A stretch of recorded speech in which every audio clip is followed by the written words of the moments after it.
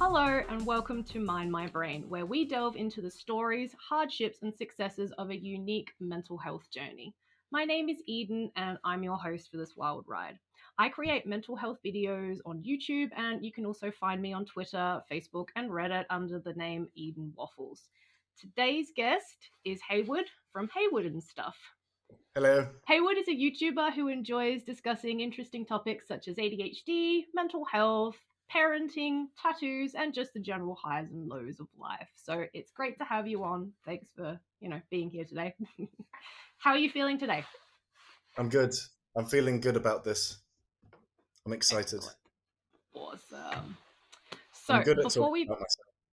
I know, so am I, but I'll try not to talk too much about Right. me today, but we'll see how we go. Yeah. But before we begin, I'd just like to remind everyone that this is a space for us to talk freely about mental health without judgment, and as such, there will be topics that could be viewed as disturbing. So any trigger warnings in this video will be placed in the description box below. See down below for more details. Comments are always welcome on my videos, of course, but please be polite and respectful. We are not here to judge. We are here to listen. All right, so let's get stuck into it. I will start with the most easiest of easy questions, which is if you could please share with us the name of your diagnosis and when you were diagnosed.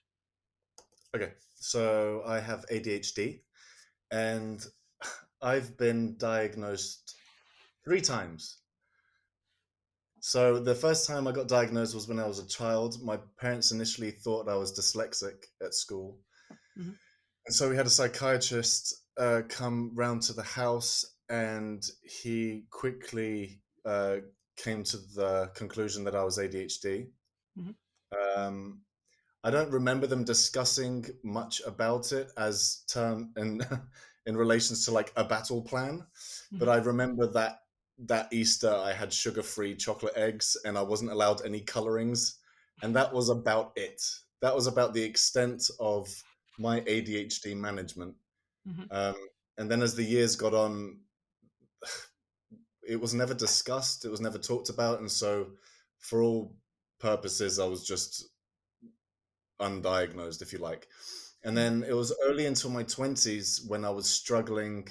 Well, I'd always been struggling, but the struggles of failing courses and losing jobs and the anxiety not going to job interviews was kind of catching up with me. And I was like, there's something going on here. Mm. And I always remember having been diagnosed with ADHD, but never really looked into it. Anyway, long story short, I looked into it and I thought, it might be this. Mhm. And so I got re-diagnosed essentially at 27, and then tried medication, didn't like it, forgot about it. It was too much. I couldn't be bothered. And then finally re-diagnosed again at 34, which was my last time I was diagnosed. And that time I did the diagnosis because I wanted to try medication again to help me alleviate the symptoms. Sure. That was a short answer for you. That honestly just sounds like an insane ride. Like there's nothing worse than being diagnosed with the same condition 3 times. And Yeah. that sounds awful. Well, not awful, but that sounds like, just an Right. absolute hard ride. Yeah, exhausting. It was exhausting. And the second time I got diagnosed was in Spain. And so that's why when we moved to England, and we moved in England in part so I could get diagnosed and medicated for me to move forward with this disorder that was really disrupting my everyday life. Um, and thankfully, like for the NHS, got it sorted to the Yeah, best, definitely. to where I am now, which is a lot better, thankfully. Yeah, definitely. So you've actually brought up a couple of very interesting topics. Well, interesting things that I'd like to talk a little bit more about. I'd like to talk about a little bit more about your experience with medication, Yeah. and the other one was the other one I can't remember. What a surprise. So it's going to pop up again soon, I hope. Yeah. So in the meantime, let's talk a little bit more about medication. So what was your experiences with medication the first time around, which you mentioned was not too fantastic, and now the second time around things seem to be a bit better. So Yeah. Yeah, could you share your experience with it? So the first time I tried medication was when I think it was when I was 27, Mhm. when I got diagnosed the second time. And he prescribed me Vyvanse, so Mhm. the stimulant medication. And he gave me a relatively low dose. And I tried it one day, and I mean, it hit me like a train. Mm. And I remember being able to, I rented a small area in an office, and I was on my computer, and I had a photography business at the time. And I Mm. remember really being able to concentrate, but it kind of felt like a tunnel was around me. So like everything just focused in on what I was doing. Mm. And when I would stumble across something that I couldn't do, which would usually put me off doing the whole thing, Mm. instead I would research it and I'd get into it. And I Mm. found this like new uh, like this new superpower in a way to concentrate. The problem was people would come up to me and talk to me, and I felt like I couldn't talk to them. I felt like a little bit out of it, really. I felt very self-conscious, and I ended up feeling quite paranoid. Mm. And I remember I left home early, and I ended up hiding in my house because the gardener was outside, and I didn't want to see him. I'd never Yeah. spoken to the gardener, but I had this like fear that he was going to knock on the door. So things like that, Mm. um, and so that was a horrendous experience. But I wanted to continue trying it, and so then the next day I tried like pretty much like a micro dose, and I Mm. just felt anxious. Mm. Um, and so that put me off at 27. I was like, meh, I'm not, medication isn't for me. That's how I looked at it at that point. Mm. Not really even contemplating any other options. I was just like, oh, it's just not worth it. It's not that bad. Do you know what I mean? The Yeah. ADHD isn't that bad. And I kind of convinced myself that was true Mm. until the third time I got diagnosed. Mm. Yeah. Um, do you want me to carry on about the medication? Yeah, I'd love to hear your experience now with the medication that you feel is now right and is working for you. So yeah, so then after a few years, the ADHD was as persistent as ever, and I've written it down because I forget the name. I tried Mhm. Adderall, which is another stimulant, and I was apprehensive about Adderall because I just didn't really want a stimulant medication Mm. because well, I don't know, okay, let me readjust my thought. I tried Adderall, and Mhm. it felt really good. Yeah. And I wasn't paranoid, and I got the house chores done, and I got everything that I wanted to get done, and my mood was uplifted, and overall I was like having quite a jolly experience, but Mm. I felt quite high. And Mm. it reminded me of when I was a teenager doing drugs ultimately, and Mhm. I didn't want that experience. I didn't want a euphoric feeling. I Mm. just wanted to alleviate the symptoms of my ADHD. Mm. And I and I tried it for about a week because it wasn't a bad experience. But I was like, I can't maintain this feeling for me. Mm. And since then I've learned that those euphoric feelings kind of subdue after a while. But at the time I was just like, I kind of was like, I want to try a non-stimulant. I want to try a non-stimulant. I'd heard about non-stimulants, and I was like, I just want to try it. I might as well Mm. try it. So I tried it, and I tried antamoxetine or Strattera, Mhm. um, and they said, "Oh, you might not feel the effects for the first up until 6 months, Mm. but within a couple of weeks, like I could feel something was going on." Mm. And the beautiful thing with the Strattera is, other than the nausea and another side effect, which I'll mention in a bit, there was no like head altering experience. I didn't feel euphoric, but I didn't feel lethargic or tired. There was no crash like I Mm. had with both stimulants. And I was like, as time went on, I just felt like I could do more things that before I couldn't do. Mm. Like, as a lot of ADHDers know, when you've got to do something which isn't extremely exciting in any way, you're like blocked. I'm like, well, I can't do it. Yeah. But with the Strattera, I could just be like, go on then, I'll do it. And that's all Mm. it was. It was just more of a go on then, I'll do it. I'm not excited about it, but I can do it now. And that Mm. was amazing. That was like enough. Yeah. And then I began to increase the dosage because I only started on 20 milligrams because I was so scared of adverse side effects because of the Mm. last two experiences. And so then I went up to from 20 to 40 and then 40 to 60. And now I'm on 80 milligrams a day, which seems to be a really good, like a sweet spot for me. Mm.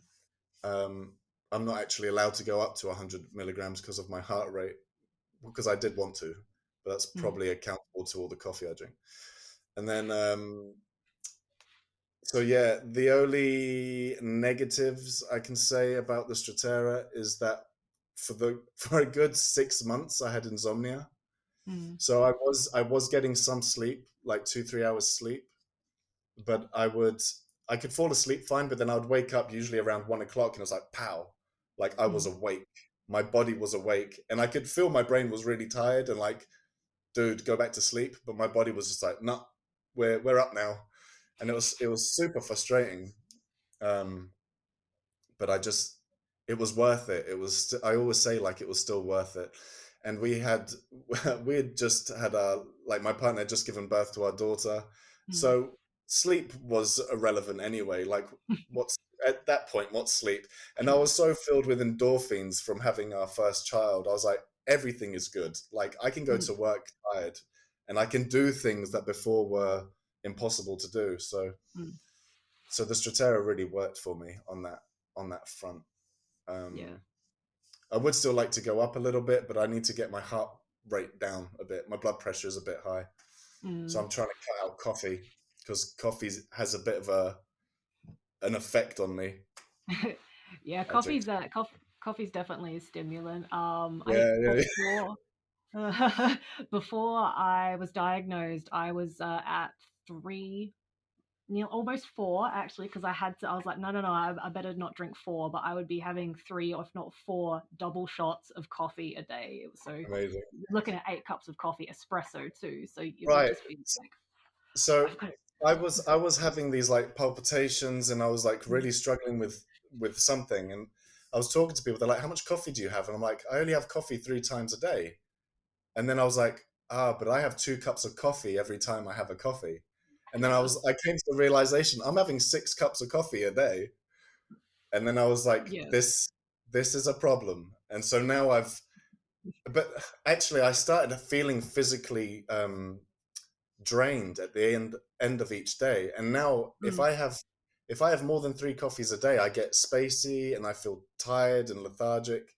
Mm. And so I have 1 coffee a day in the morning, like a real cheap, dirty, instant coffee is Mm. perfect. Like that's perfect for me because it's not Yeah. too high caffeinated. It tastes bad, which I like for some reason. It's like I love McDonald's coffee because it's so bad.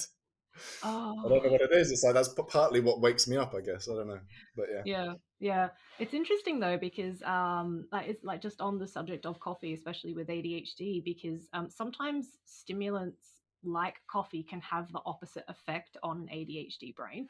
So right, we could be really bouncy, really high, having an awesome day, and we'll have a coffee and it will zonk us out for 4 hours. good. Yeah, yeah, yeah, and But go to sleep even. yeah. I had a friend who he's a very ADHD, and he would. I can talk about drugs on this, Mm. Yeah, yeah, go like for it. Much as like well. other. So he would take coke, and Mm. it would just mellow him out, and he was like so calm on Mm. cocaine. I Yeah. didn't experience that. It made me feel quite alleviated, but he would just be like really chill on Mm. cocaine. I'm like, man, and then I realized how the ADHD brain is so different in different people. Mm. Like not just between men and women, but within genders as well. There's such a spectrum. It's interesting. Yeah, oh yeah, definitely. I think when it comes to behaviors, especially within the ADHD sphere, there's the female behaviors, the male behaviors, and then the child and adult behaviors. And it's so interesting to see um, a behavior in a child, for example, one of within the diagnostic criteria, I believe it's called. The description is, what is it? It is acts as if driven by a motor. So Mm. in a child, it's that whole thing of got to keep going, got to keep going, got to keep moving, and they're restless and they're fidgety and they're constantly moving around.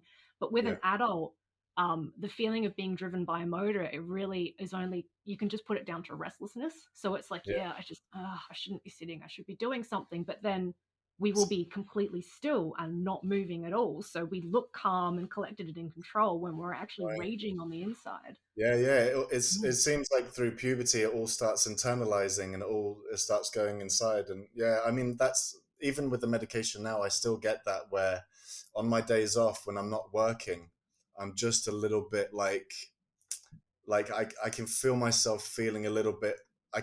Can see myself getting lethargic if I don't do anything for a while, mm, because you end up those self-sabotaging patterns and thoughts kind of can creep back given mm-hmm, the time, given the chance. And I think because in my 20s I spent so many years not doing anything, mm, and I beat myself up psychologically so much over those years for not doing anything that mm, if I have like a couple of days where I don't work, I kind of fall back into those times when I wasn't doing anything ever. And it's like mm, I'm still working on it to be mm. able to enjoy the down days, because I think it's important, but more like I don't know. I should probably meditate more, but meditation when you have ADHD is a nightmare. But it's possible, but it's a nightmare. And I Oh, it's really believe in it. I really believe in meditation. Like I think it can do wonders. And like my partner who's ADHD, she doesn't do it now because she kind of fell out of it. But mm. meditation really worked for her. It's just you've really got to try. You've really got to try. Oh, It's difficult. it it is so difficult. When I try to meditate, it's like, okay, let's do this, and then you'll do things like, oh, okay, think about something calming like waves or a ticking clock or a nice infinity, a little Mm, light that's drawing an infinity, and I'll be thinking about it, and I'll be like, yeah, I'm meditating. I'm really hungry though, and then right. it'll just like and then like, I oh, do used I to. not laugh? So Hmm? when I did meditation a few times, it was always like concentrate on your breathing, and then I'd be like, "Why am I breathing like that? Like, is that normal? What's wrong?" And then I'm like, "Shit, I'm stressing out about this." Like, and I tried hypnosis once, and Mm, like that did not work for me. The whole time I was like, "God, this is really embarrassing. Like, this guy is really trying, and it's like mm. I'm gonna wake up soon, and I'm gonna pretend it was a life changing experience." I'm like, How embarrassing for you, not for me, because it just right, didn't work. Yeah. right. Oh my Bizarre. gosh. Actually, So something I do want to talk about as well is you mentioned that within your medication, like taking Strattera, you mentioned that you were on 80 milligrams, and one of the reasons why you haven't jumped up is because of your heart rate. And mm, can we talk about that a little bit more? Because heart rate and rapid heart rate is a very big and common side effect when it comes to stimulant medication or, non-stimulant medications. So yeah. could you explain a little bit more about what your experience with your heart rate was? So it's tricky because I wasn't. Yeah, it's difficult to pinpoint what was the medication and what was the coffee, Mm, and because at a few, well, was last. Hold on, I'm trying to put it together. It's okay, take time. About 6 months after I started taking Strattera, I had a small bout of depression, and I Mm, recognized that as depression because I had a big bout of depression 10 plus years ago in mm, my 20s, and so I was on sertraline as well, and so then I physically could feel my heart sometimes going like and I was like, that's not right. mm, But I was only on the sertraline for about 4 or 5 months, um, and so then afterwards I didn't physically notice that my heart rate was going any faster, but mm, I think I'd gotten used to it. mm, So it was only when I was drinking too much coffee and I had other physical ailments, if you like, where I was mm, like, something's not right. And it's when I seem to have always had a high blood pressure. mm, Is it blood pressure? Is that what it's called? And a heart rate, because every time mm, I've had it done, it's always been high. and they're like, "Oh, are you anxious? Are you this?" And I was like, "Well, I used to be anxious, but I'm not now because the Stratera's got it alleviates me of the anxiety as well, Mhm. because that's what it does as well, apparently, because I think they use it for people that are anxious as well. Mm. And I wasn't even aware of my anxiety actually until I started taking the Stratera, and then I looked Mm. back and I was like, "Oh, that doesn't make me nervous anymore."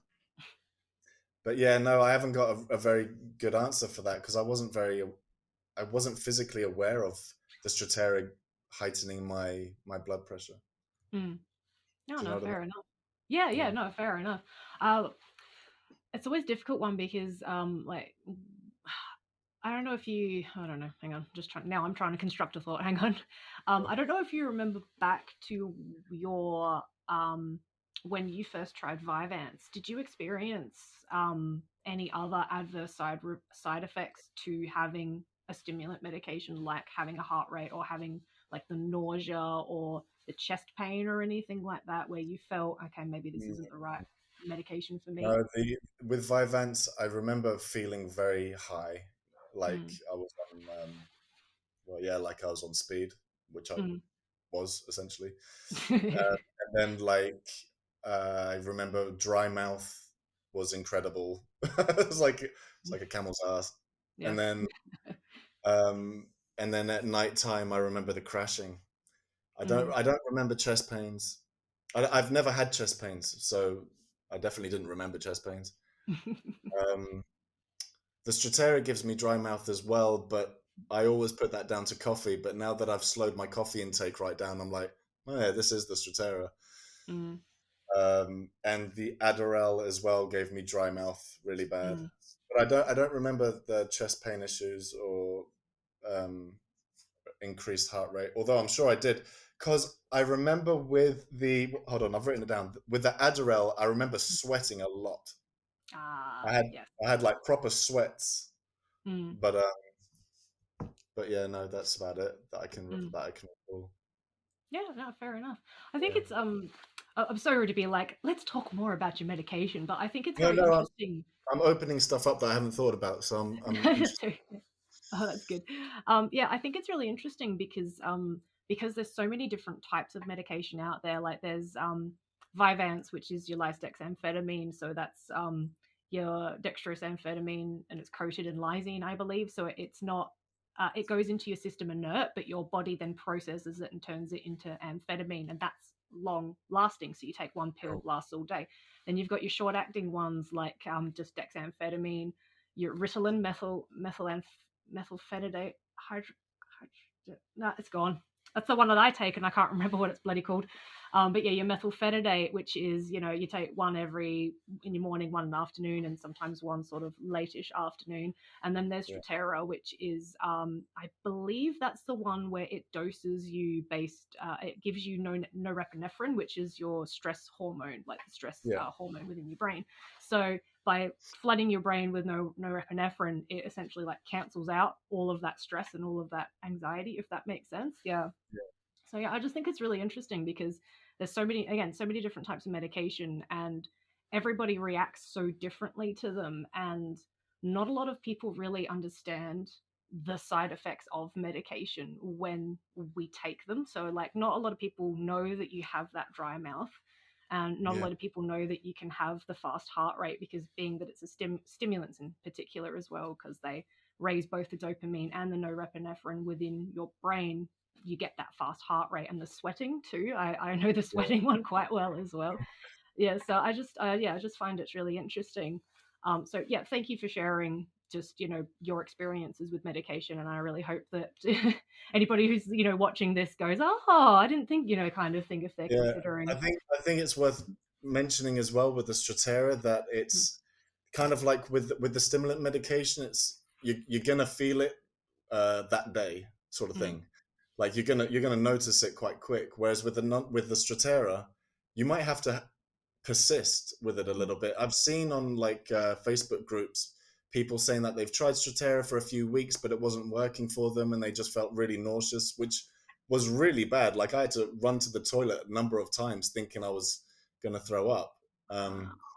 And anyway, and so people just like stopped taking it because of that. Mm, But it really, even though I could feel it quite soon, it got much better later on. And it was Mm, like a few months down, I was like, I really felt the benefits, mm, and the nausea was gone. That that side effect had just disappeared. And mm, even when I went up in higher dosages, other than maybe once or twice, it didn't come back. The side mm. effects were like gone. Yeah. So I think it's a shame that people aren't that, because if stimulants really don't work for you, and like for me, they didn't. Mm, It's a shame to then not try non-stimulants long enough because you think it's gonna just be a stomach ache and you're not feeling anything. mm, Like I don't know people that are getting these medications and then not being informed of how long they've got to wait. mm, Like my psychiatrist told me, like, give it 6 months before mm, you decide whether or not it's gonna work for you. And after a couple of weeks, I was like, this is good. We're getting there. And it was on a small dose, but I feel like I'm mm, very, like, my ecosystem is super sensitive to medication, I think, mm. at least at the beginning with new medication. But anyway, yeah, I just Oh, wanted to yeah. mention that. Yeah, no, that's definitely that's just good information to have. No, no, it is. That's good. It's good that we can share that sort of stuff because again, there are a lot of people out there that haven't started their. I didn't even say this, so I don't know why I qualified with again. But there are a lot of people out there that are either newly diagnosed or working towards getting a diagnosis, and they're looking at trying either stimulants or non-stimulants. So Yeah, medicating their ADHD, and they're looking at it, but they're not actually realizing the let's say the reality of what it's like to have to medicate your brain, and a lot of that is just how long it's going to take before the medication works. I mean, I think if you take it and it doesn't mesh with you well to begin with, then it's probably not the right medication for you. Like you're going to know pretty much immediately whether it's working for you or not, and whether it yeah, sits in your system well or not. But yeah, especially with Strattera, like again, because you got told 6 months. Like I got told you're going to notice immediately, pretty much, and you'll know whether it will work for you or not when it comes to really. stimulants. But they're not Oh with yeah. Strattera. I haven't tried that one The yet. tricky thing with Strattera as well is you need to take it every day. You Mm, can't have you can't have like a weekend off your medication, mm, and it's hard enough to remember to, like, the Strattera doesn't take away my memory loss. Do you know what I mean? Like it yeah. actually helps a little bit, but I'm still forgetful, and I still forget to take my bloody pill every now and then. Yeah. And it's like, and I've had times where I've forgotten to re-prescribe my medication, and I've gone 3-4 days without it, and then like withdrawal hits me hard, and I'm like, Mm, oh my god, I've got ADHD. Like every time I forget my medication, I'm so grateful for being medicated mm, afterwards. But I get like really bad rage the next, if is on the second day, if I haven't had my medication, I have like a day of rage, which I don't have as bad when I'm just not medicated. mm. But I think it's a withdrawal thing. I mean, it must be, but it's Oh yeah. horrible. And I have to like make myself aware and look at it from a third person perspective and be like, this is temporary. This isn't real. This anger you're feeling for your Mm, partner, bless her, mm, it's not justified. mm. Like wait for it to pass, sort of thing. Yeah. That's really interesting because like with ADHD in particular, obviously there's that huge element of emotional dysregulation. So Mm, in a way, it sort of feels like that when you're experiencing withdrawals, obviously withdrawals are going to make you irritable, but when you're experiencing withdrawals and you have emotional dysregulation, you're going to feel that irritability and it's going to be much, much more magnified than, yeah, let's say, your average person who's stopping, let's say, smoking or something like that, for instance. yeah, Although I'm pretty sure a lot of people with ADHD smoke or used to smoke, me being one of yeah, them, because, again, it is another stimulant. So, mm, definitely. Yeah, I mean, mm, I smoked for years. I mean, we stopped smoking when Briggy got pregnant, mm, but yeah, Strattera for me, one of the best benefits from Strattera has been it's helped level out my emotional like dysregulation, like mm, my inability to regulate my emotions. The yeah, Strattera has really helped me.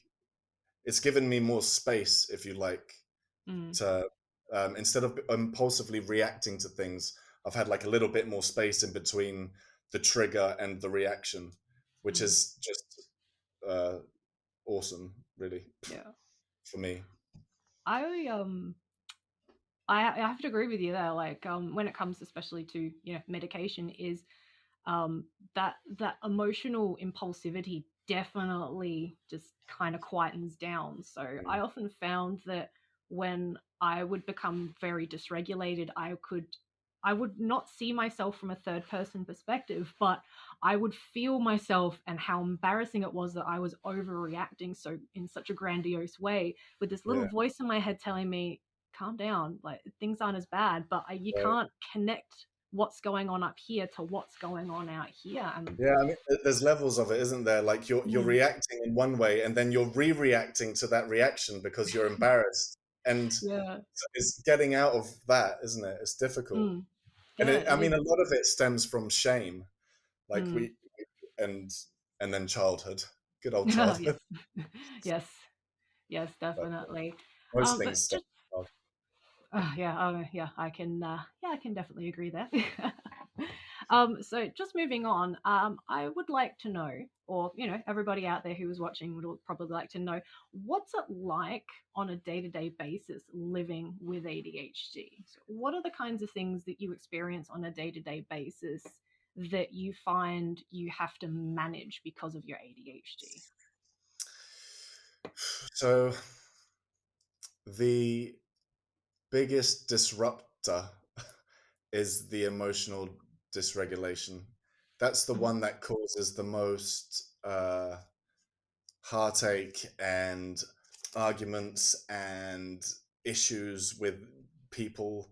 mhm, So it's like you can wake up, for example, and have a relatively, you got out of the right side of the bed, if you like, and mhm, then for me, one really big trigger that I have is my dog crying first thing in the morning because he really wants to be taken out for a walk, and his crying triggers me so hard mm, that within a minute I've gone from quite peaceful and looking forward to my coffee mm, to bubbling with rage and like a cold sweat and really struggling to hold back this um, anger, if you mm, like.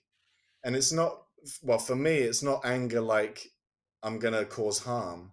mm, It's just I might snap at the dog, or suddenly that inner turmoil makes me super sensitive to any other influence. So if I'm mm, already really triggered, and then my partner's like, I don't know, for example, like, oh, what's wrong with you? Not that she would ever say that, but like if she were, that could be enough for me to go like, don't talk to me, or I could snap at her because I've just got no room. I've mm, got no room left to process anything. yeah. But then just as quickly, well, no, actually, that's not true. So that can happen quite quickly, and then it might take a good half an hour to an hour for that to fizzle out.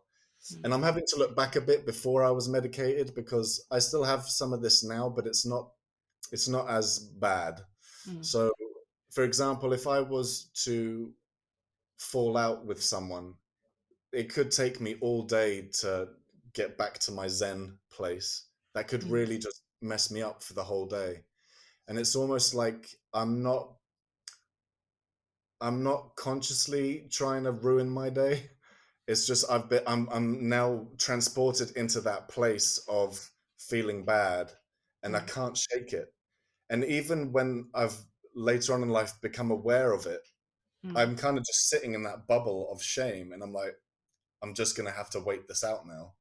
mm, And and then there's other things like more comical aspects of ADHD where you just forget everything, and you'll I mean, I'll often talk about different ideas for content or for 101 different businesses, mm, and knowingly as I'm saying it, like, I'm not writing this down, I will forget within 5 minutes, like I know mm, that's going to happen.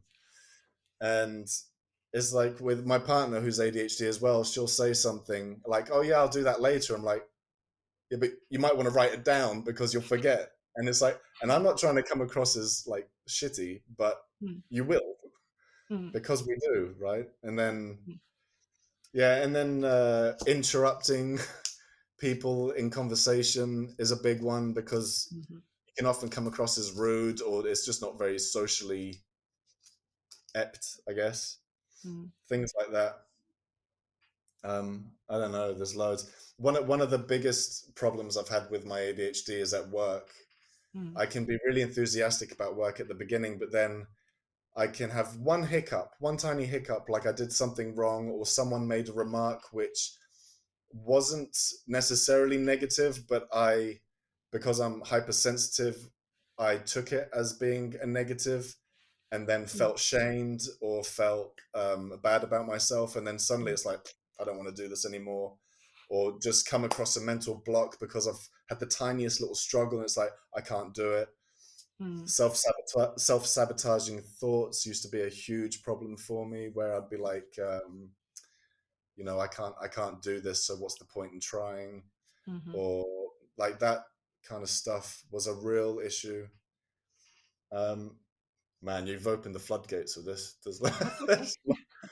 there's, there's loads, and it's relentless. Like for me, Mm-hmm. it was just relentless, and the I can safely say the only time when I could escape it at one point in my 20s was when I was drinking.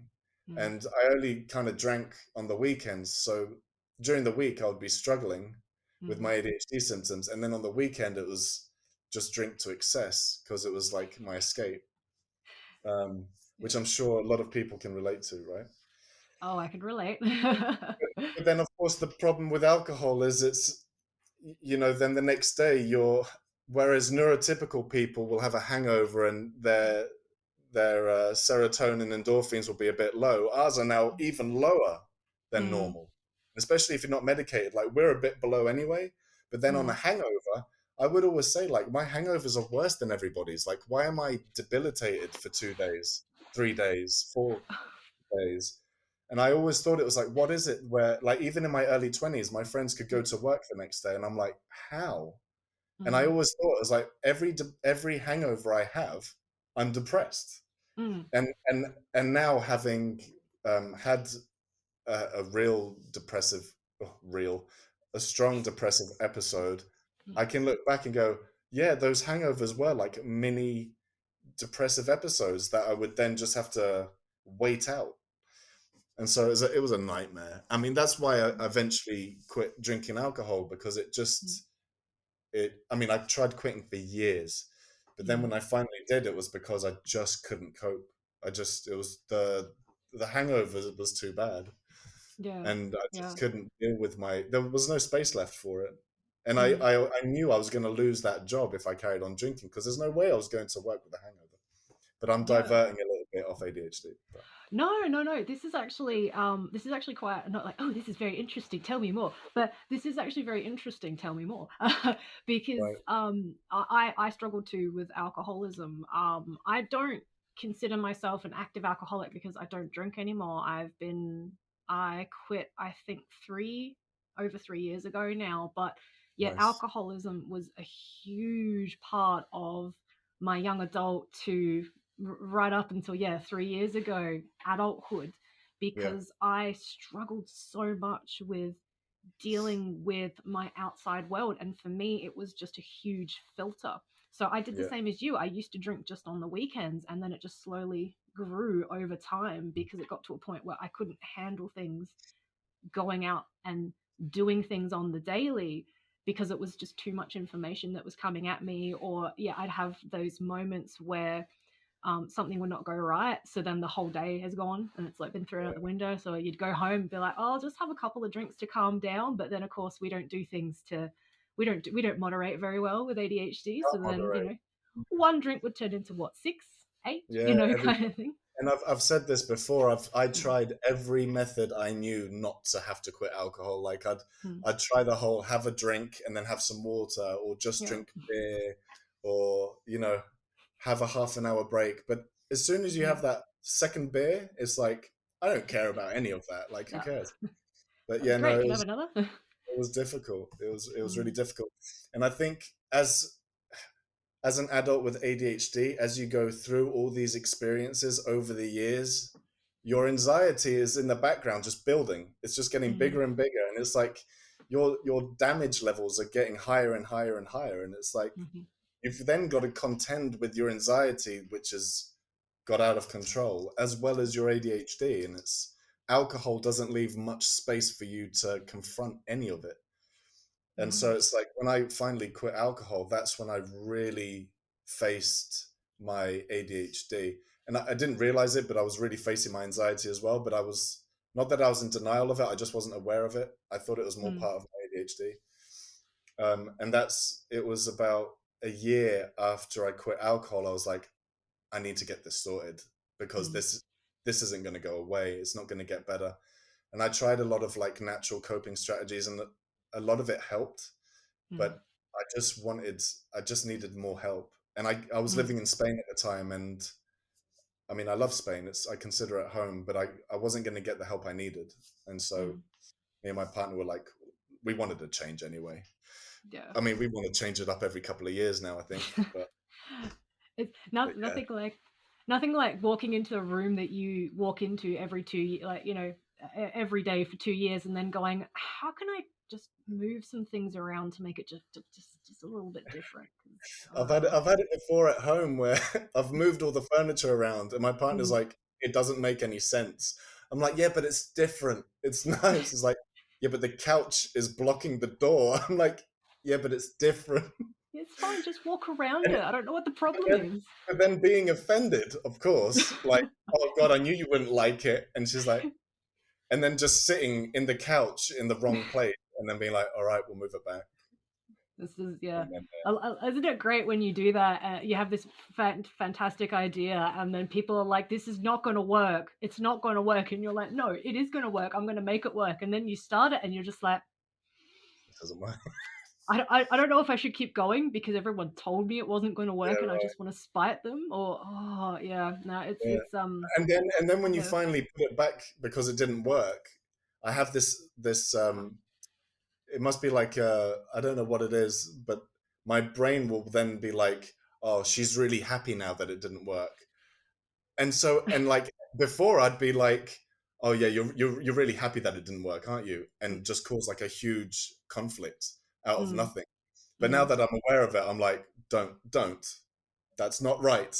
mm, I don't know where that comes from, but it's a self-sabotaging thought. mm, It's not a voice. That's something very different, but it's a thought. yeah, Thankfully, I've never had voices in my head mm, because that must be yeah. a whole different level of difficult, I think. Yeah, yeah, yeah, I have experienced it in the past, and it does feel Have you? like you're living with several different people within your own brain. It's a very frustrating because Yeah, you just don't know whose voice is yours and whose and voice isn't. unnerving, I can Mm, imagine. Like a little bit uncomfortable, right? Like yeah, suddenly you're sharing your brain. yeah, yeah, definitely, yeah. Ultimately. Um, I'm just wondering, if you're okay talking about this, what has been your experience with having a relationship, like a committed, ongoing relationship, to somebody else that has the same condition as you? Well, um, What are your now thoughts, more so? with so I've as a lot of people with ADHD, I've had a string of relationships mm, that all failed, but it's only on reflection where I can be like, oh yeah, that was me. That was definitely me, mm, which it never seems like it at the time. But mm, I had a relationship about 5 years ago with a girl who I'm pretty sure she had ADHD, and it was just volatile. mm, And but neither of us had any awareness of it. It's only by looking back I'm like, oh shit. But it was a nightmare, really, mm, because it was chaotic and frantic, and nothing was getting done, and we were both triggering each other left, right, and center, and mm, because of that, thinking it was the other person's fault. But with Briggy, because we're both aware of the ADHD mm, to where we are now, I mm, mean, I'm not saying we're like gurus, but we've got to a point where we're quite like aware of everything that's happening mm, between us and our triggers and all that. So it's been really nice because a lot of our ADHD overlaps. So there's a mm, lot of things that we both do. and there's a lot of, so we both get easily overwhelmed by things, and we have a 2-year-old, so there's a lot to be overwhelmed about. And if I see her triggering or going there, like, when your child's calling you and someone's talking to you and something's happening over there, and it's like, and then you Mm-hmm. just go to that place where it's like, ah, I can Mm-hmm. see it when it's happening. And so I'll kind of, well, first of all, I'll shut up and I'll be like, do you need a minute, or can I take Bella? Or, so we've got each other's back. And also it's nice because I can tell her quite comfortably, um, I'm feeling overwhelmed. Mm-hmm. I need a minute. And then she's like, yeah, go. And I know that she's not judging me, because my default would be like, oh, she's going to think I'm a bad boyfriend, or, oh God, I'm not there for her. But I know she knows, and she also knows I'm there for her. So it's really like, but you've got to, I feel like in order to make that work, you've got to be really fair. Like you can't play with the system. Mm-hmm. You've got to do it justice. And Yeah. so you can't abuse it, because it would be very easy just not to do things because you could blame it on the ADHD. It's like you got to put in the effort, and it fluctuates. Like there'll be some weeks where I'll really struggle with everything, like chores in the house, and there'll be times where she does, and there'll be times where we're both doing it, and it's like, wow, the house is a state.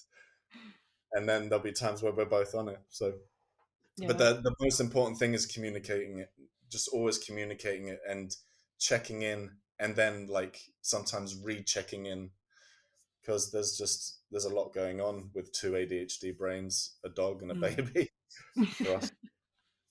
But it's good. It's good. Yeah. Yeah. Yeah. It's I think different. my if I could um oh, hang on, let me just construct the thought. Yeah, um yeah, if I could give a piece of advice to anybody out there that's looking to start a relationship with pretty much anyone, the biggest thing is communication. yeah, Because if you're not telling your partner what's going on, then they're not going to be able to help construct a solution, because it's like the whole reason that you're together with someone is to work in tandem, to be a partnership, to work on solving problems together. But if you're not telling them what the problem is, then how are they going to solve it? And yeah. And I mean, and it goes for all relationships, but mm, especially like neurodivergent relationships, because there's so yeah. there's so many other aspects going on. Hmm. And it's difficult, because if you're going into a new relationship, you might not really want to bring out all the baggage or Mm, damage at the beginning. And even then you've got layers to unpack with your mm, partner that can sometimes be quite difficult, because ultimately you're talking about the things that you struggle with, right? And so to hmm, then trust someone in potentially a new relationship is going to be difficult. I just think it's if you unpack all your struggles in a relationship and it doesn't work for the other person, great. Then and then you move on, mm, because it's going to come out one way or the other. It's yeah. either going to come out in a really um, dramatic way through arguments or not Mm, understanding each other, or it's going to come out because you've honestly and calmly spoken about it. So mm, I think it's important for people with ADHD and other disorders to find someone that can appreciate what's going on and handle it. because yeah. I because I'm aware, like, for people that don't have ADHD, like neurotypical people, to be with someone that does have ADHD, there's kind of like some blind faith that you've got to give. Like you've got to just believe them, because you've Hmm. not experienced it. It's like it's as if you have to believe their experience, Mm, which you can't relate to, yeah. because I mean, I think it's very easy for a neurotypical person to go, yeah, but just try harder. And it's like, yeah, right.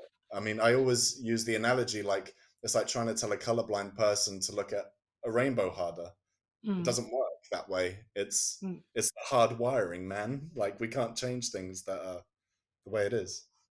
Yeah, definitely. I think there's been especially now that I have my diagnosis, and like my oldest is 7 at the moment, obviously. At this point in time he's 7. He just had his birthday yesterday. Anyway, Happy but birthday.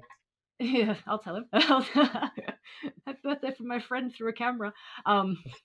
But I was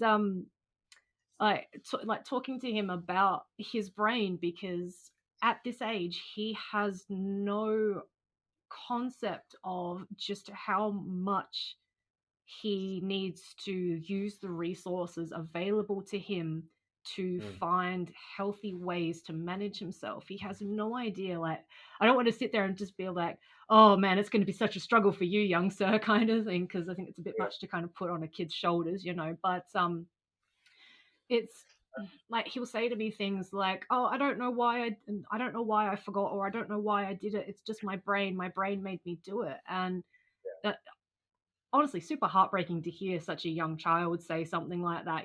Blaming it on their brain because they just really don't understand what's going on with them. And yeah, I think having to break it down to him in such a way that he can understand that information has been actually incredibly difficult for me. But it's also made me realize just how difficult it was for me when I was his age as well. So I yeah, think in a lot of ways, watching my child grow up with ADHD, learning that I have it myself, has actually taught me more about myself and my yeah. Right. condition. Yeah. So, I think so you because mentioned. Oh, yeah. Sorry. go on, go on. Oh, I was going to say, because you mentioned, obviously, you've mentioned you've got a 2-year-old. Are you worried Yeah. that she might have it as well? So I was gonna say, so we don't know if Bella's gonna have ADHD, and Mm, um, but I I can't remember who told it to me, who said it to me, but it always gives me kind of like reassurance that my experience with ADHD doesn't necessarily mean she will have the same experience. mm, Like, I mean, because I think naturally we all kind of expect our children to then have the same experience we have, or with mm, especially things like ADHD. mm, Um, but I don't know. I've got a bit of a controversial viewpoint when it comes to mm. ADHD in children. I don't know if you've read the book or heard the Audible book by Gabor Mate about children and ADHD. No, but So do go on. he so he comes from a perspective that ADHD isn't hereditary and that it's actually a trauma response. And Okay. so the reason why children are getting ADHD on such a it seems to be increasing Mm, is not because of genetics, but because of generational trauma. So parents okay. passing on the trauma to their children, Yeah. which which makes sense to me. I can't describe it as well as he can because it's a whole book. So I don't Mm, want to say the wrong thing and mm, sound like preachy or judgy because it's important. Um, it's an important topic, mm. Yeah, but it's definitely. Scattered Minds. It's called Mm, Scattered Minds by Gabor Mate. But it's really interesting, and so it just in a nutshell, it's just the whole way that you raise children can have a huge impact on the way that their brain develops. As like we know this, right? yeah. But me and Briggy, we dived deep into the whole conscious, respectful parenting, and Mm, it overlaps a lot with the teachings of Gabor Mate and childhood mm, trauma and all this.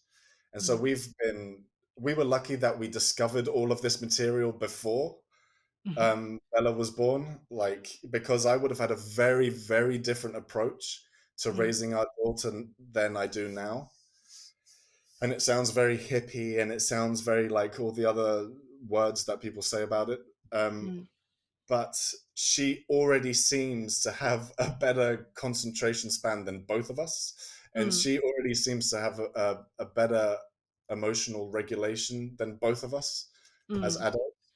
mm. So I don't know if there's a lot in it, but I know that if me and Briggy both have ADHD, so the chances if it was hereditary of our child having ADHD would be like I don't know how the genetics work, but Ah, um, but I'll let you know in like 5 years time. You know what I mean? Like, I just don't know. Yeah, yeah. But it So, is something. It is definitely something that I wouldn't. I did worry about it before a lot more, and I was like, shit. I really don't want. I don't want my child to go through the same struggles that I did. But when mm, I look back on my childhood, my relationship with my parents, even though they were great parents and they were doing the best that they could, like mm, my father was away a lot, and my mother was definitely struggling with her own trauma from when mhm, she was a child. So them raising me is very, very different to the way that I'm raising Bella. And I can see, I've looked a lot into my childhood since having a child. yeah, Um, and I can see possibly the mistakes that were made when I was a kid. Whether or mm, not that connects to my ADHD, I'm still not sure. mm, But I think it definitely had an effect on my social anxiety and my inner confidence as a person and my core.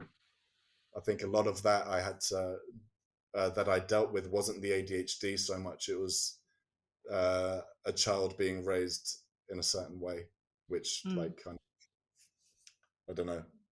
Does mm. that make sense? Yeah, yeah, you've actually like that's a lot to unpack, I've got to say. Firstly, Yeah. I that is something I say quite a bit, which is, hey, my parents, they did the best with the best they could with the resources they had, and that is honestly something I hear a lot with adults who have experienced, let's say, generational trauma or complex PTSD, which is where so it's not so complex PTSD is like a longer span of events, like a traumatic childhood, which leads to a lot of for lack of a better word, issues in adulthood. But so yeah, I think that's really interesting because I hear that statement so much with a lot of people who have had very complex and very not bad, maybe not traumatic, but maybe not, their parents weren't as supportive as they could have been. Exactly, and I And think, yeah. and when I raise this, I get the same responses from people that get very defensive. They're like, Mm, "Oh yeah, but I wasn't abused as a child, and I wasn't neglected," and it's like, having a traumatic childhood doesn't necessarily mean something really bad happened. It just means mhm, as a developing child, you didn't get the needs that you needed. And mhm, so, for example, and I'll do it briefly because I'm going off a bit, but this whole theory about like let a newborn baby cry it out. mm, If you have a baby in the cot, just let them cry it out and eventually yeah, they'll stop. Like, yeah, this is such a detriment to a child's developing brain.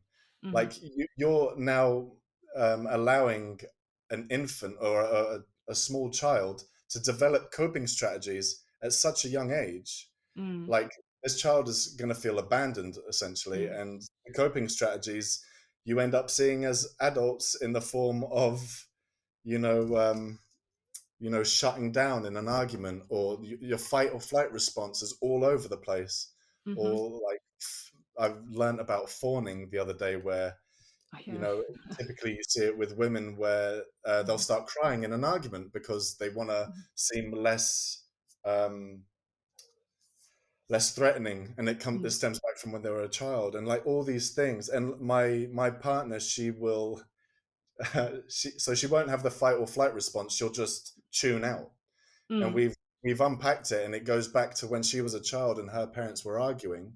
mm, Because it was such a traumatic experience, her brain developed the ability to tune it out, which mm, is great in the moment because it's a coping strategy for a child to feel safe mm, in that environment. But as an adult, it doesn't serve us anymore. It mm, hinders us. And unless you're aware of it, you go through life like never, you come across as someone that doesn't care or unresponsive, or, to the frustration of the partner. And mhm. you have no idea where it's coming from. It's a Yeah, nightmare. And I yeah, don't know if that's an ADHD thing, but it's definitely like a traumatic childhood event thing. And that can be mm, something as simple as your parents arguing every day, and mm, that's not, well, some would say it's abuse, but it's not like direct abuse to the child, but that's traumatic. Oh nevertheless. yeah, it is. It is traumatic because if you've got a child that sees their parents constantly arguing and undermining each other, they're seeing what is essentially their two strongest pillars in their life Yeah, cracked and essentially falling away and crumbling away. So if you've got the two strongest people in your life at war with each other, it yeah, gives you this lasting impression that all life must be chaos, you know, that everyone must argue and this is normal. So it's very traumatic. Like I've had, I guess I've had a couple of years more experience with parenting than you have. Not to be, oh, I know so much more about parenting than you because that is true. no, Yeah, but I because I have a background in psychology, one of the areas of psychology that I think is really interesting is developmental psychology. So I've done a lot of research into the styles of parenting that many of us experience in the world. And what I grew up with as a child is essentially, I don't want to say the opposite of what I'm doing now. So I grew up in the authoritarian style parenting, which is very much yeah, I am adult, I am in charge, you have no say, you are child. I don't want to hear anything about it. Stop crying. Why are you crying? You know, yeah, I the style of parenting that I use is the authoritative style of parenting, which is I am the adult, and at the end of the day, I am in charge, but I want to hear what you have to say because your thoughts, your opinions, and your feelings are just as valid as mine. Let's talk about this, you know. So sure. that is apparently one of the more best, or one of the more, but one of the best ways of raising a child in the Western style culture is very much validating their feelings, validating themselves as people, encouraging them talking about feelings. But essentially, if you need to assume a parental position, you know, Yeah, let's say your child is crying because they want to eat chocolate for dinner, and you're like, well, I don't want to upset them. I don't want to make them sad, but you can't no, eat yeah, chocolate for dinner, you know, then you have to step in and obviously take responsibility where responsibility is due. But yeah, rather than treating your children like miniature adults, you're treating them as developing human beings, you know. So yeah, uh, definitely. it sounds really interesting because you talk about respectful parenting, and that sounds very similar to the authoritative style of parenting. It's respecting a child, respecting their feelings, their thoughts, and their behaviors, and actually speaking to them like they're humans and not like they're miniature adults that know what they're talking about.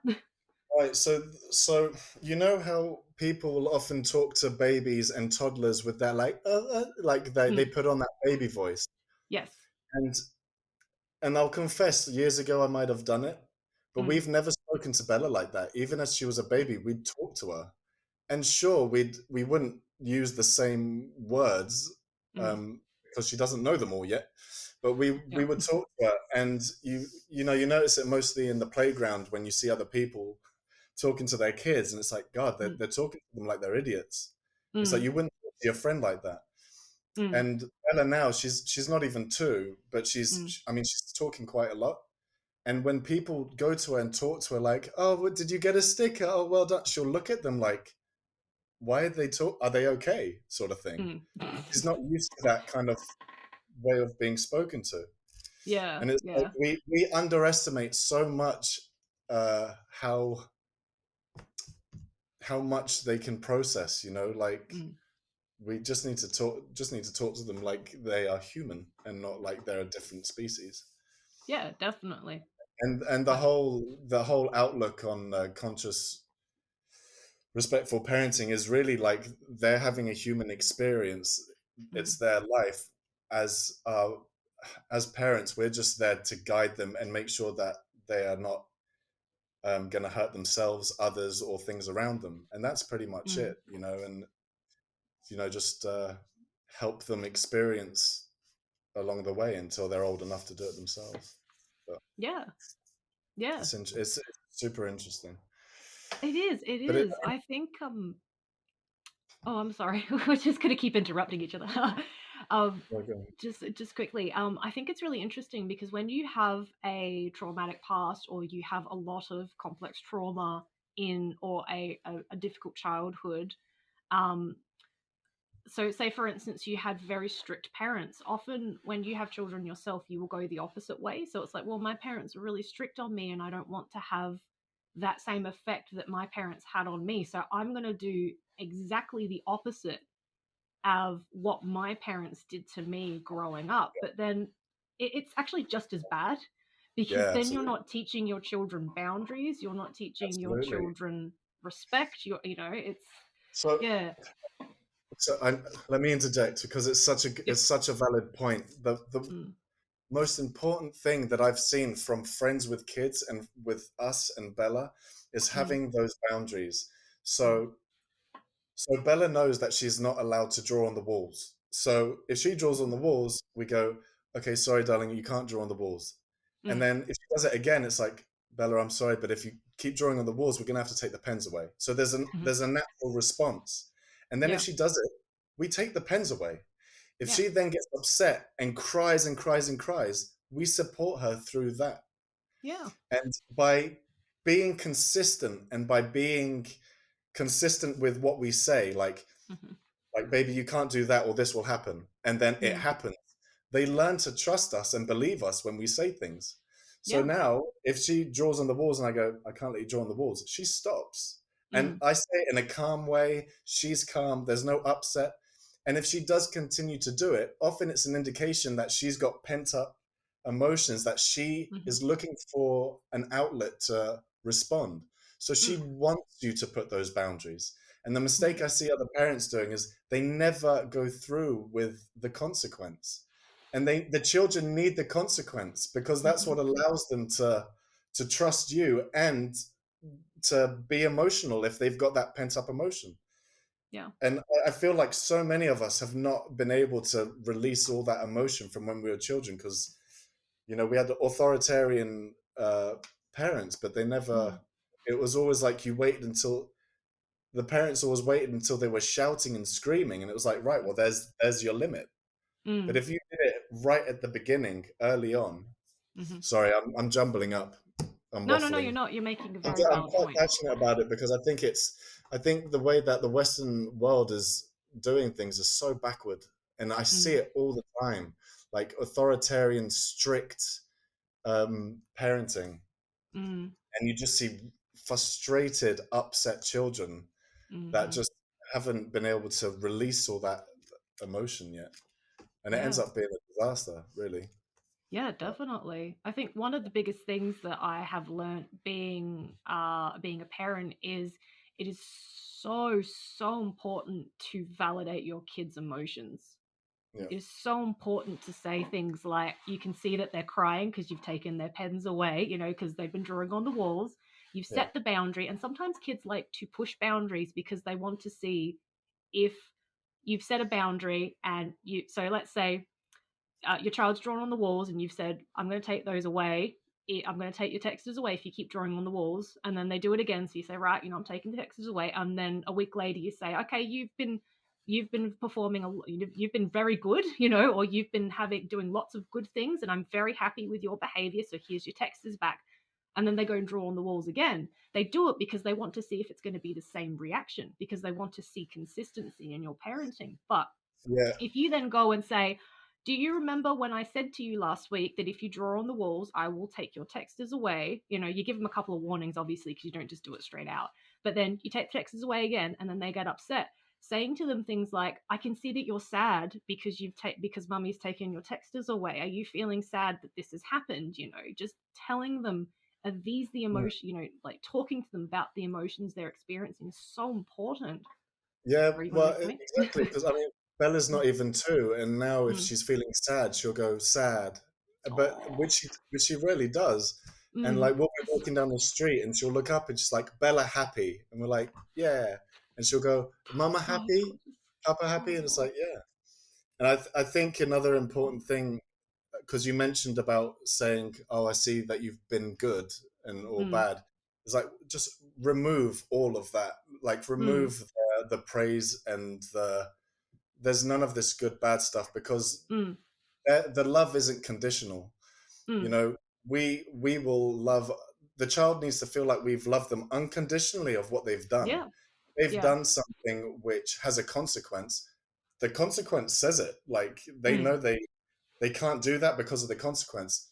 mm, It's separate from our love to them, which is mm, proven because when they get upset because of the consequence, we're still here for you. yeah. There is it is completely irrelevant.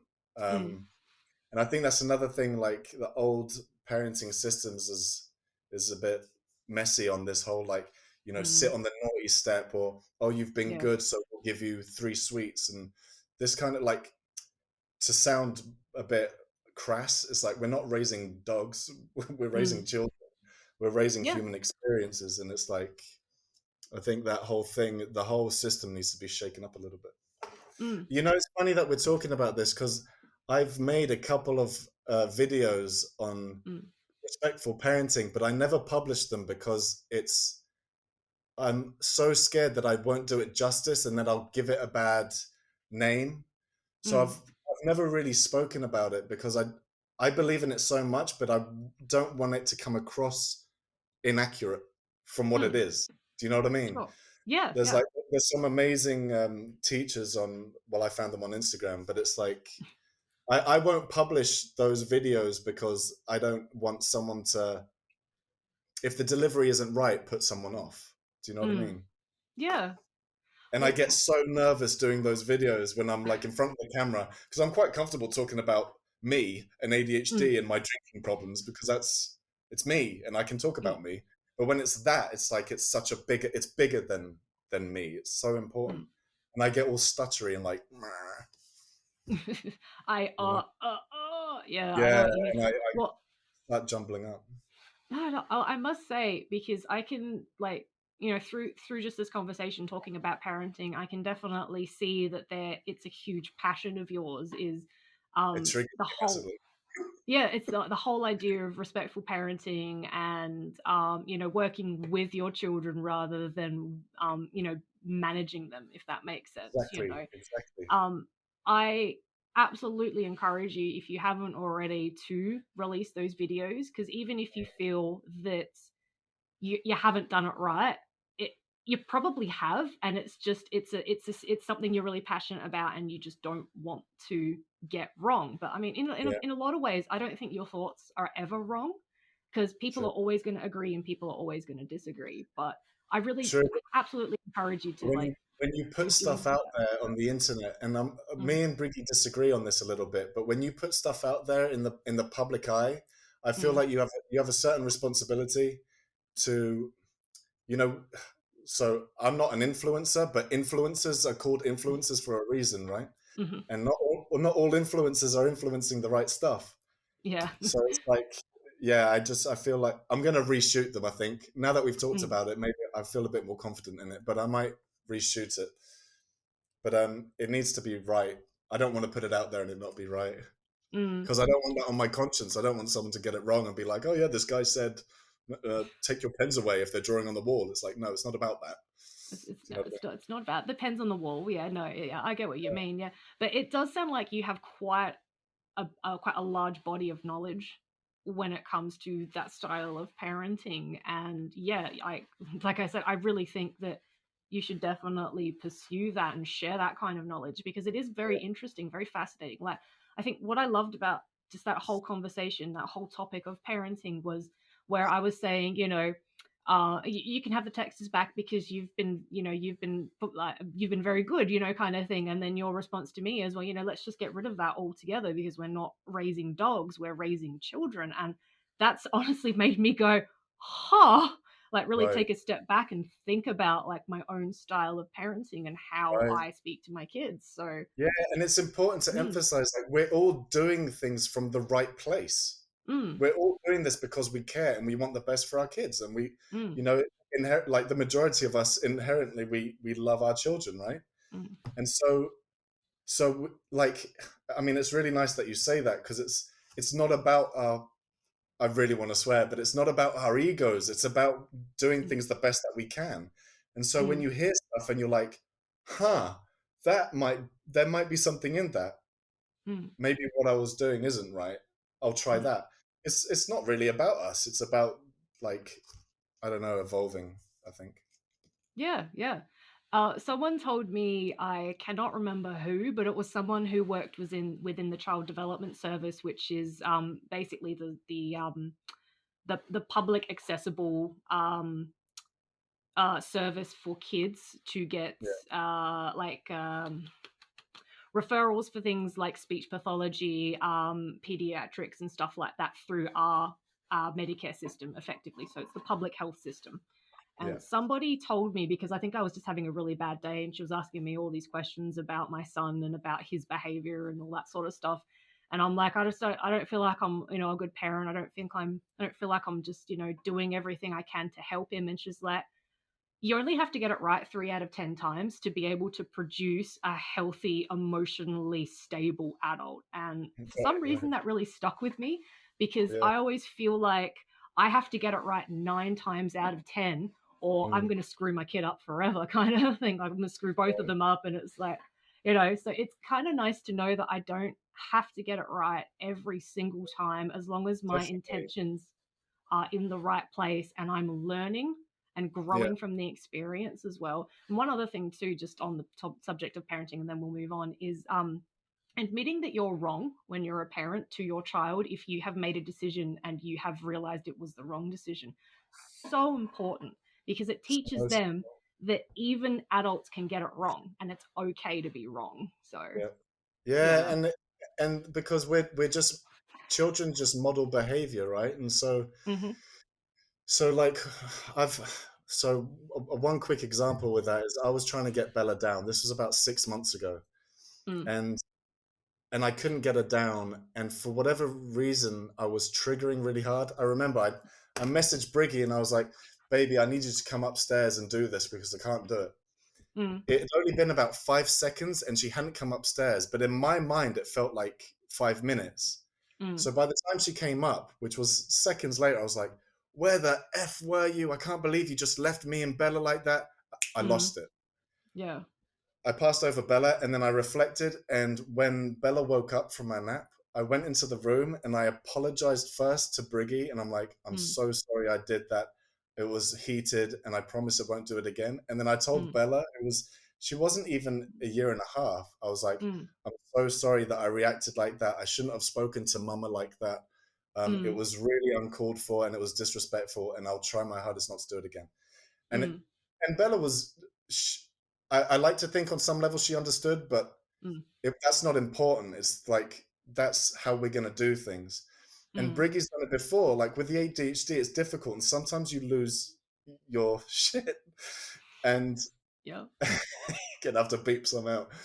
But That's okay. she'll then turn to Bella afterwards and be like, "Sorry, mummy lost her temper. I've just been really frustrated because a lot's going on." And Mm. then Bella now goes, "It's okay, don't worry, mama." And it's like Oh. she Mm. knows. And and if Bella's feeling upset or frustrated, she's like, "Bella's sad," and it's like she's so emotionally mature, it's like mind-boggling. So, Yeah. and That's I'm not saying that insane. in like a big-headed, like, "Oh, my daughter." It's just like this is what I'm observing. This is like the Mm. experience that we're having, and Yeah. it just kind of re-emphasizes the whole what we're doing must be working. Like we didn't Mm. invent this. Like this is all Yeah. learnt behavior, but thank Yeah. God we learnt it. Yeah, I know, right? There are just so many times where I've gone, like, I've tackled a situation differently based on different information that I have Yeah, learned, and I have gone, I feel so stupid that I didn't try it this way to begin with. Yeah, yeah, no. right. So keep going in this way and keep doing it things this way too. But my daughter has she doesn't have anxiety, but it's very easy for her to get worked up when she's very emotionally charged, for example. Now most two, as they get into three, it's pretty easy for them to cry at the drop of a hat when you tell them eat your dinner, kind of thing. Just no, eat your dinner. It's very easy for them to get upset about that sort of thing. And I've found that when she does get very upset and she's really starting to get to that point where she's starting to hyperventilate, because that's what she does when she gets so worked up, Yeah, talking to her about how she's feeling and telling her, hey, let's do some deep breathing together, has been incredibly helpful. And teaching a child from such a young age the importance of breathing is, yeah, I honestly, I wish I had done it when she was a baby, kind of thing. Like, is my 3-week-old who's crying, let's do some breathing together, kind of thing. It's funny because we have a we have a completely different uh, the way that we approach Mm, food and dinner time, and that is very different to the way that our friends do it mm, that have similar age kids, like from 3 to 8. mm, And it's like we our approach is that the food is always there, mm. but she doesn't have to eat anything. There is no Yeah, pressure on food. yeah, yeah. We'll always make sure that if we're introducing new food, that there's Mm, already other food there on the plate that we know she likes. So she's mm. never in a position where it's new food and it's like not traumatic, but like a difficult experience. Yeah. And then, and the crazy thing is, some days she'll only pick at certain things and she Mm, won't eat the other stuff that we know she loves. And it will mm. kind of change. And then other days she'll gorge on everything. And Yeah. it's a case of like, we're letting her experience it and trusting her that she knows if she's hungry or not. Mm, And if she's not hungry, and like in slightly older children, it's a case of like, okay, if you don't want to eat, that's fine. And then mm. at night time, because you don't want them to go to bed hungry, like offer them a banana or something, just so you know that they've eaten. But Yeah. like just to flip the whole thing, like we have zero pressure on food. And Mm. like if she's like got her hands in and she's making a mess, like for us, that's fine. Like Yeah. when we're at someone else's house, there'll be boundaries because we're in someone else's house. Mm, But generally, like we try and make every food experience a positive one. mm. And I see like some of my friends, they're very much like, you don't leave the table until you've eaten everything. Oh, no, no, And then, no. and then these kids are just so worked up on the dinner Mm, table because of food, and it's like mm. they're forcing food in their mouth because they have to, and it's God knows what this will turn into like later on in life. But Oh, yeah. I can 100% relate. Like, okay, the whole eat your dinner thing was just kind of like, honestly, that was just the first thing that popped into my head because my daughter will just dysregulate I over she'll dysregulate over some really weird things, like some things where I'll ask her to do something, or I'll be talking to her, or like, or hang on, mummy just needs to quickly finish this and then we will have a chat, and yeah, that's it for right, her, because I didn't have my attention straight away. That's it, she's gone for the next 10 minutes because she's upset. But yeah, yeah, when it comes to food for our house, it's pretty much the same thing.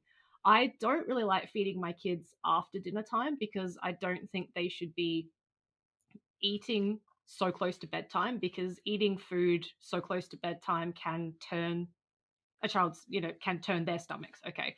And true. I don't, yeah, so it's like a little bit different for me, but there is definitely no pressure to eat dinner. Like, my daughter's Yeah, very picky, and she's at that point now where she only likes so if we have pasta, she'll eat macaroni on its own with like a bit of butter and parmesan cheese, because that's the only thing I can get her to eat, because she just can't stand the textures and tastes of different things, like putting sauce on the pasta, for instance. But yeah, I'm not going to make her eat if she doesn't want it. I'm not going to make my son eat if he doesn't want it, because, and maybe that's just me, but I grew up in that house of, you eat it, yeah, you eat it or you're in huge trouble. And for someone like me who has a lot of not aversions to different textures, but one of the aspects of ADHD is definitely that sensory aspect. So, like, you may have saw me before because I was wiping my eyes like this, because my eyes sting after a yeah, while in really, really bright lights.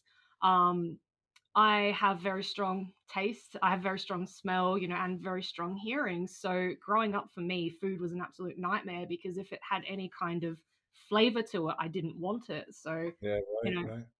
I'm the yeah, same yeah. with vinegar. Anything with Mm, vinegar, I run a mile. oh, And I used to tell people I'm allergic to vinegar because it was just easier to explain.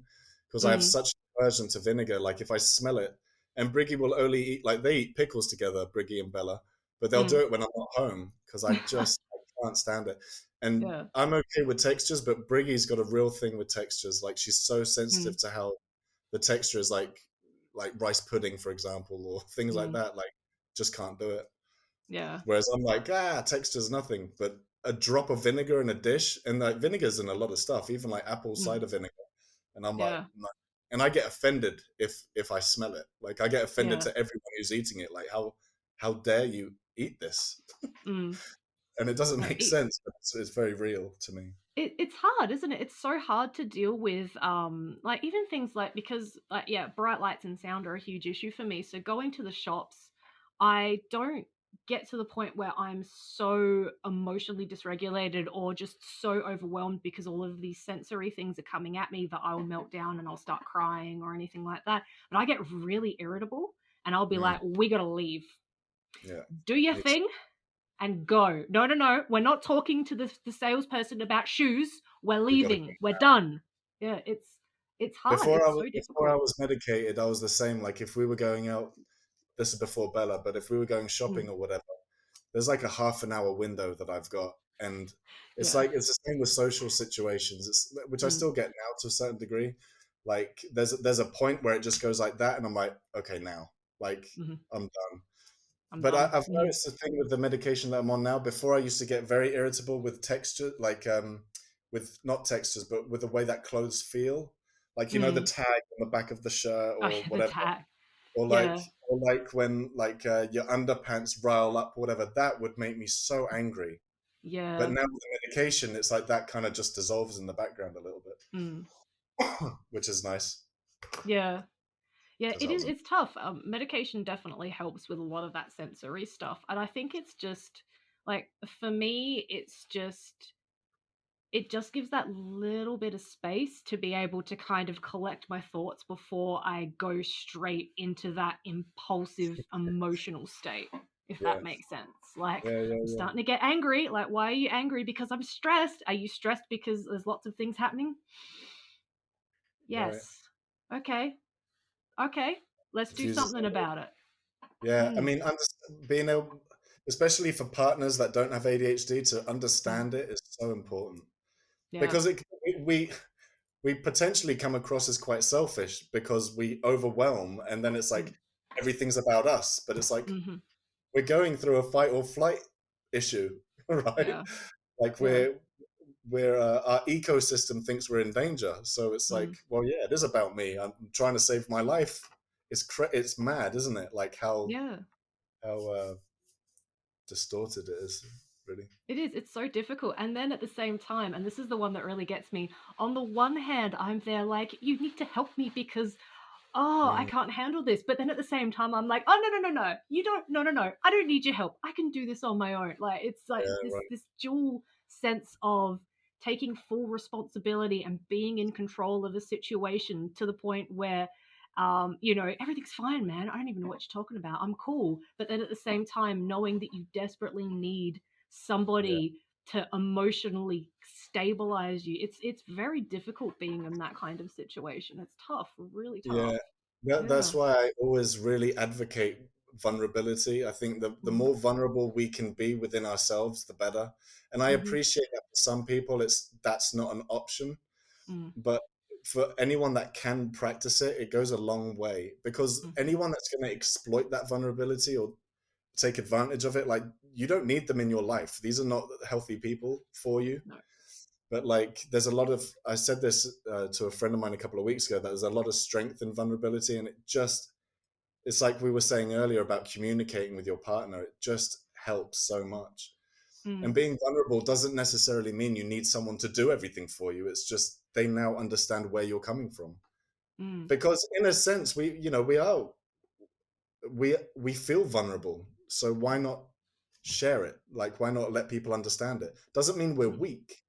mm, I think a lot of people, they've mixed vulnerability with being weak, but that it's not mm. the same thing. It's not the same thing. Yeah.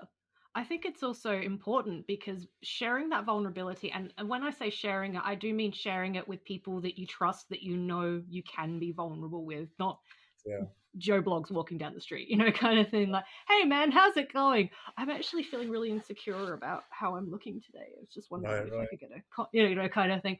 But like somebody that you can trust, that is not going to manipulate or use those emotions. It's so important to be vulnerable with them because it also validates that emotion for you. Yeah. because you're gathering that strength and you're conveying that emotion. Um you're putting a word to that feeling. And Yeah, it's when giving you it, it's come giving it value. yeah, exactly. And especially when you come from an environment with your childhood where your emotions were invalidated so much. Like, I swear, everybody who watches my channel knows that all I talk about is you got to feel those feels, people, feel the Yeah, feels. Because, again, when you come from an environment when your feelings are invalidated so much, you're told you don't matter, your feelings don't matter in this situation, and you just have to suck it up and deal with it. You carry yeah. that into your adulthood. You get, Yeah, and you, and it comes out in different forms. Like you see it yeah. with toxic masculinity, like, oh, we can't cry Mm, because we're men, but then we just end up being angry anyway. It comes out mm, in the form of anger, which is often more detrimental than just having a bit of a cry. And yeah. I don't mean to like downplay having a bit of a cry, but also by being vulnerable, you kind of you allow the person who's hearing it to then be vulnerable back.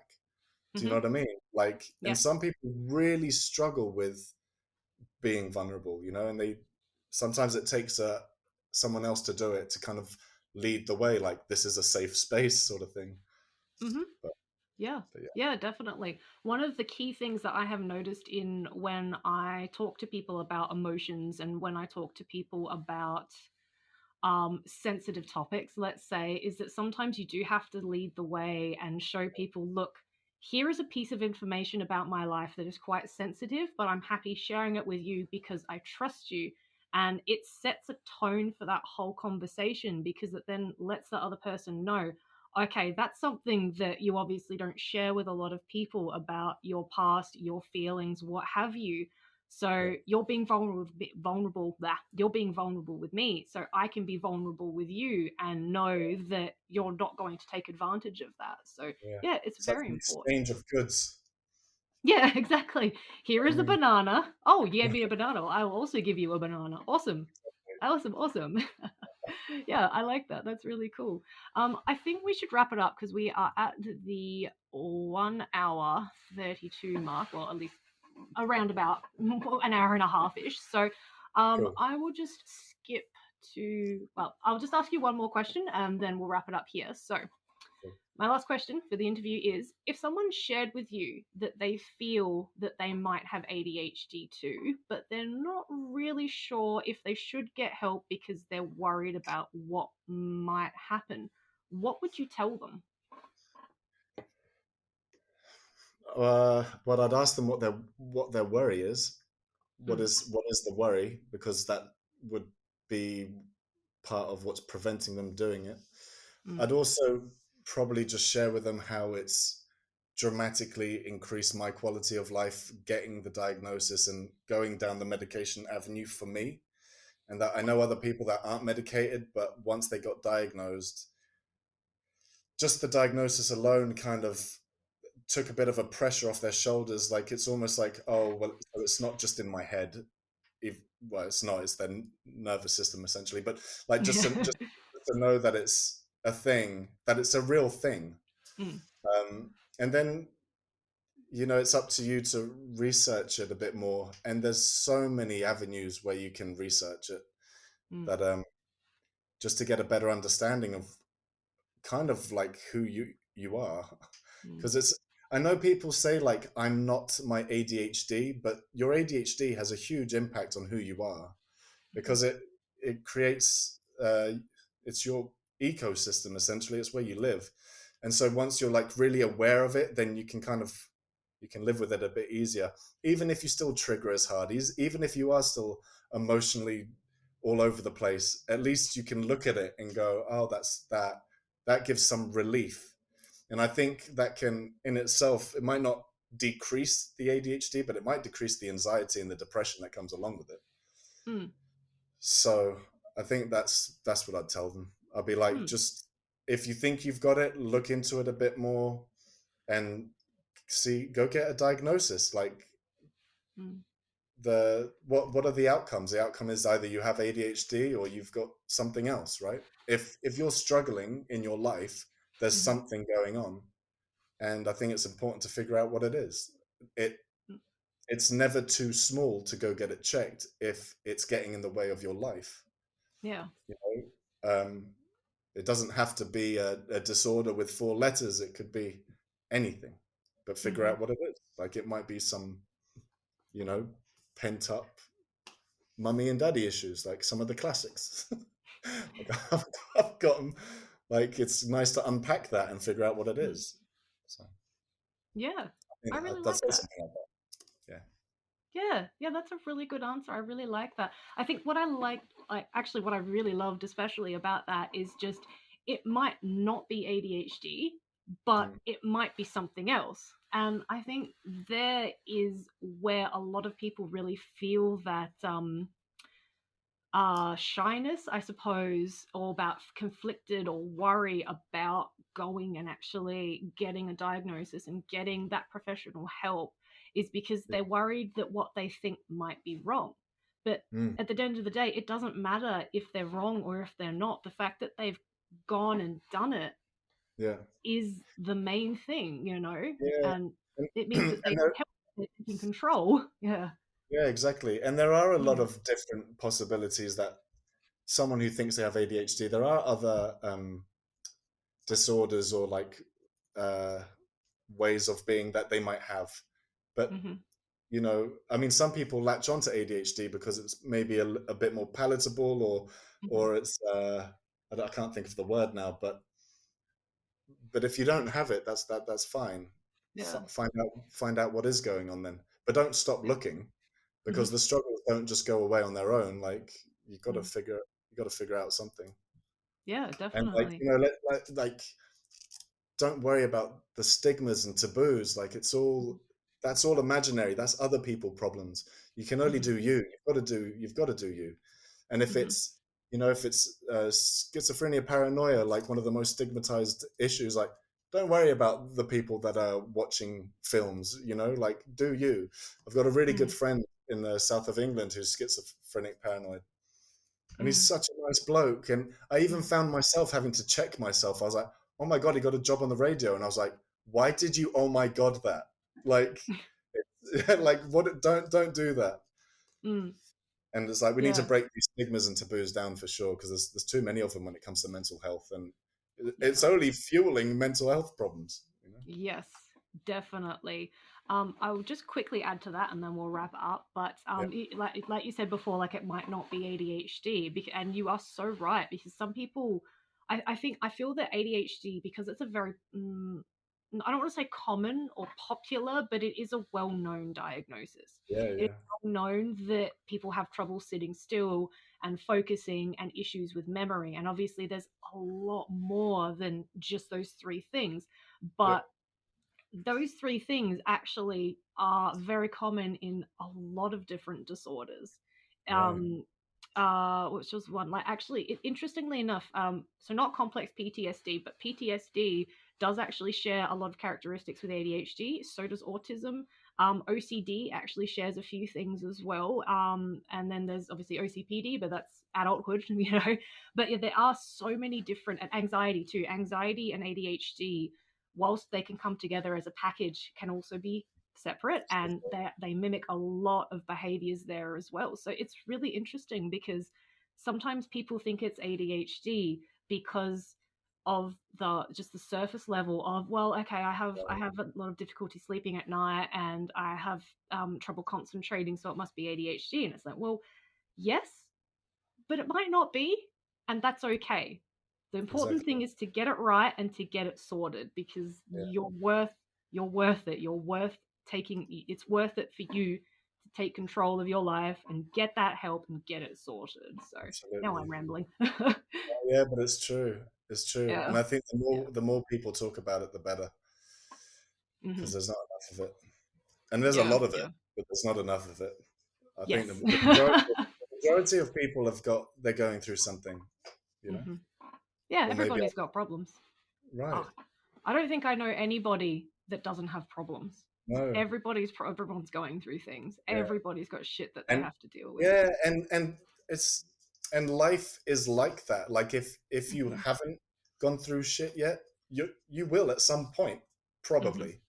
Yes. Like there's always a curveball, and that's Hmm. not to sound like all negative and dark. Like that's just a realistic approach, and like Hmm. but when you get to those hurdles, don't avoid them. Like they're there. Like face them. You know. Yes, absolutely. Don't suppress them, because they'll just build up, and they'll find their way out in other ways. It'll get all horrible. Yes, absolutely. So Yeah. I think we will wrap it up there. That was an absolutely fantastic chat. Thank you so much for coming on, sharing your story, talking with me about your day-to-day life, your parenting, your diagnosis, all of that. It was just absolutely fantastic and just so interesting listening to you talk. Is Thank you there for anything? having me You're welcome. Is there anything that you would like to say before we wrap the video up? No, I think I've exhausted it. I feel like I've said too much, but no, I don't feel like I said too much. I think I've said enough. But yeah, I think it's been good. I'd love to have you on my channel in the near future as well, talking a bit more, because I'm going to be talking about anxiety and stuff, and I'd love to talk to you and pick your brain and your experiences, and not just yours, but other people's. But yeah, about that. That would be cool. But other than that, just thank you for having me on. It's been good. It's been good. Yeah, I will absolutely. No, I'm just gonna disappear. I'm just gonna take this and disappear and just like, hey man, about that video. No, I'm kidding. No, I definitely would absolutely love to come on to your channel and talk about anxiety, because that's just, I've got lots to say about anxiety, but that's a story for another day. Yeah. So to our viewers watching, if you haven't yet, please go check out Heywood and Stuff. It's an awesome YouTube channel. So many awesome things that he talks about. It's just definitely worth checking it out. His stories, especially like he talks about his tattoos. Like I didn't even ask about your tattoos, man. I'm sorry. I should have, but I didn't. It's refreshing. Yeah, I was like, I do. Just quickly, I do absolutely love. Like I would not have the courage myself to get the face tattoo, so I think that it just looks amazing. Like, I absolutely love it, and obviously I can see you've got many of them. I have one, and it's like this big. Yeah, that's a lot of ink and a lot of needles and a lot of hours of work. So it takes a certain special kind of dedication. Pardon? It takes a certain damaged individual. Oh, There's no pain. No. I can't remember. I was talking about this recently, but I'm not sure if it's on YouTube or not. But I was saying there is no correlation between how tattooed and modified someone is and the damage they've endured. The connection is irrelevant, because a lot of people look at someone that's like modified or heavily tattooed and go, "Oh, what happened to him?" And it's like, it's not about that. Yeah, but it's an interesting topic. Yeah. I have some friends, not some friends. I have friend. No, I'm lying. I don't have friends. No, but I do have friends that do have like. I have a friend of mine who has like a full sleeve. It's absolutely beautiful. Absolutely love it. And she has had a completely normal childhood. It's just she loves art and she loves tattoos and she loves the permanency of tattoos. So she designed all of hers, and it's just, it looks amazing. So there's absolutely no correlation between body modification and trauma. I think it's a personalized expression of yourself, basically. So yeah. Anyway, if you liked my video, my dear viewer watching, if you could please consider subscribing to my channel if you haven't yet already. It does let me know that I'm doing a good job and that you're enjoying my content. And of course, if you're interested in coming onto my show as a guest and to talk about your own mental health journey, feel free to DM me on Twitter at Eden Waffles, or you can email me hi@edenv.com. So thanks again to Heywood for coming on and chatting about all those amazing things that we talked about. Of course, it's completely gone from my brain. And thanks to you, our viewer, for tuning in and listening to us waffle on about nothing. So I guess all that's left is to do the outro. So as always, my name is Eden. I have lots of time to listen, and I'll see you next time to hear your side of the story. Ta-ta!